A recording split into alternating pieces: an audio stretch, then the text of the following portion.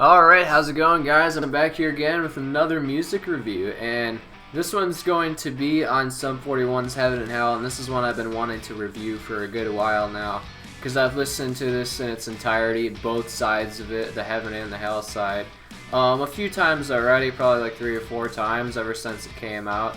I was kind of hyped for this album, you know. I didn't think it was going to be like their best album of all time, but I had a little bit of hype for it considering a few of the songs I heard, like Waiting on a Twist of Fate, which was one of the singles that was released before the album came out. And you had Rise Up too, which is another good song. That one is kind of almost a metalish type of song, and it's got a sick guitar solo in it, and that one kind of hyped me up for this album's release. And it dropped, I think, maybe a few months ago. I don't remember the exact time. It was over the summer, though. But I remember listening to this thing and, you know, being like, wow, you know, they actually really managed to kind of pull this off. I mean, sure, there's a few songs still that might be almost like filler, but, you know, they still have quite a few kick-ass tunes on here. I mean, you got Johnny Libertine, I Can't Wait, Future Primitive. And on the Hell side, there's, you know, some good songs too, for sure. I mean, Stranger in These Times is a great one. Over the Edge, another pretty good one there. And of course, you got Rise Up, the lead single from the Hell side. And honestly, you know, not bad of a release overall. I mean, a certain few songs like Dopamine, I don't think that was like the best song to choose for a single personally. It's not a terrible song, but it's kind of like a bit lower tier of a song compared to a lot of the other songs on the record. But overall, this album doesn't really get too boring or anything overall. I mean, there's a certain few songs that might be filler, but you know, the album definitely holds up as of like having hooks and everything. The guitar sound in this album is great. And even the melodies actually are not bad, and especially a lot of the more melodic songs like Waiting on a Twist of Fate. And the song I Can't Wait too, which is another one from the Heaven side. I really enjoy that song. That song's got a great beat to it as well. It really reminds me of a lot of, you know, old school like 90s punk tunes, which I really like, but except done in a slightly more modern touch to it in terms of the production compared to a lot of other groups back then. And, you know, a lot of the time I don't really enjoy double albums that much. I mean, Green Day's Uno, Dos, and Tre, I didn't really enjoy that much compared to a lot of their other stuff. I mean, sure, there were songs on those I did enjoy, but, you know, they were kind of, I think, bloated for sure. Like, there were a lot more songs that were either mid to low tier on those, and I think it was just really bloated, and I didn't see why that had to be 3 albums, but this, you know, there's a lot I enjoy on this album, honestly, you know.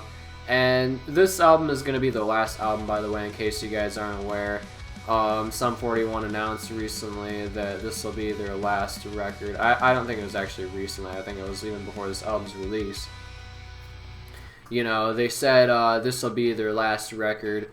And, you know, Derek has said, you know, I don't know what I do after this, you know, and fair enough, you know, that happens, you know, sometimes you come to a block where you're like, you know, I really don't know what else I do from here. I've done so much already that I've enjoyed doing, you know, I don't know what else I do, and, you know, maybe they'd still tour. I mean, I have seen them live already. I saw them live, actually, I believe right before their album released over the summer.